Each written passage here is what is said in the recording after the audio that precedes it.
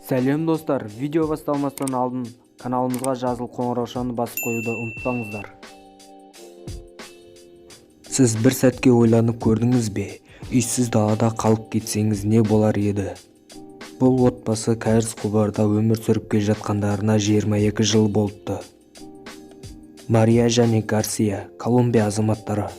Олардың осы жерде жасауының бірден бір себебі есірткі.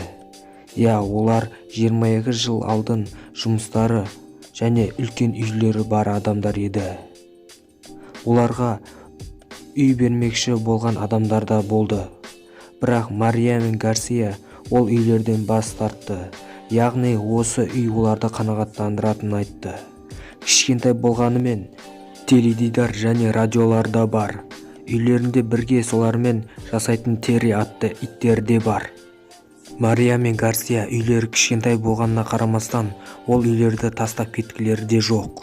Үйлерінің алдына ағаштарды отырғызып, өздеріне жараса кішкентай саябақтар да бар. Бұл отбасының ең үлкен мәселесі ол моншасы.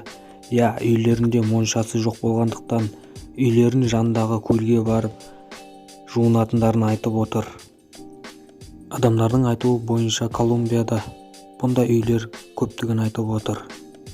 Егер видео ұнаған болса, лайктарыңыз басыңызға арнаға жазылыңыздар. Келесі видеода кездескенше достар.